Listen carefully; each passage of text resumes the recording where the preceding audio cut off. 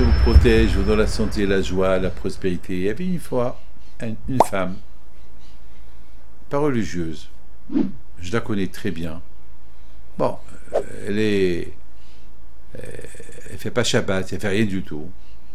Mais un jour, elle avait un gros problème.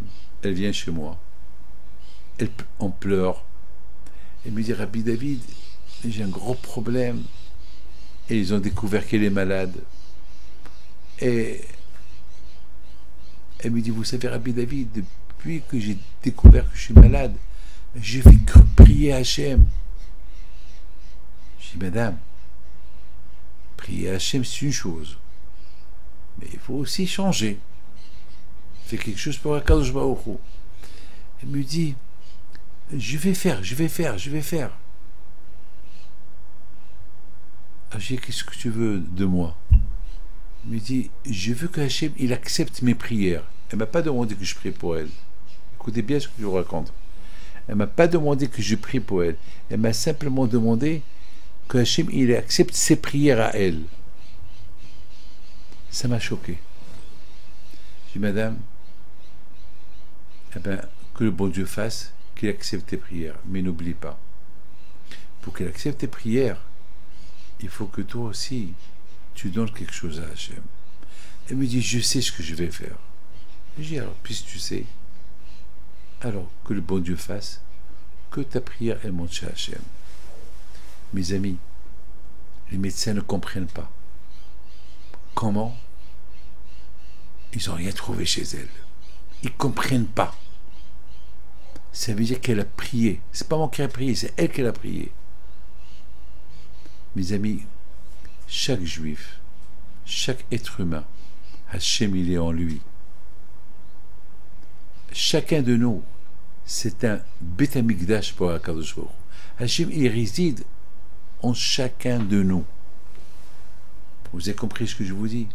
Cette femme-là, elle a prié. Elle m'a demandé une seule chose. Rabbi David, prie pour moi que le bon Dieu accepte ma prière. C'est tout. Elle ne m'a pas demandé que je prie pour elle. C'est-à-dire qu'elle était sûre que le bon Dieu allait répondre à sa prière. Ben oui, elle a raison. Hachem, il réside en chacun de nous. Vous savez, mes amis, il y avait une fois un homme, il est venu avec sa femme. Sa femme était gravement malade. Et j'ai vu son visage. Je vous donne parole d'honneur. Il fait peur. Il fait peur. Tellement. Et j'avais de la peine pour elle. Pourquoi? Parce que la pauvre était jeune, 34 ans. Elle était jeune. J'avais de la peine pour elle. Et c'était moi qui les a mariés. Et je lui ai dit, madame, tu sais quoi? Fais une séouda. Elle me dit, une séouda de quoi? Je lui ai dit, fais une séouda todaya. Une séouda que tu as guéri. Mais il dit, mais je suis malade. J'ai dit, mais fais une séouda. Alors son mari a dit, je lui ai dit, on va la faire. Ils ont fait une séouda, ils m'ont invité à la séouda. Mais je ne pouvais pas aller à la séouda. Mais j'ai appelé. J'ai appelé, et il y avait la séouda, il y avait des rabbins, il y avait du monde. Personne ne comprend pourquoi elle a fait cette séouda. Alors moi, au téléphone, je lui ai dit, eh ben, dis à tout le monde que c'est la séouda de Hodaya, c'est la séouda de la guérison. Alors tout le monde a dit Amen. Ça veut dire qu'elle a fait la séouda avant qu'elle a guéri. Mes amis, quelques mois plus tard, cette femme, elle a guéri. Elle avait la émouna. Elle avait la émouna. Une séouda, on l'a fait plus tard. C'est de la folie. Vous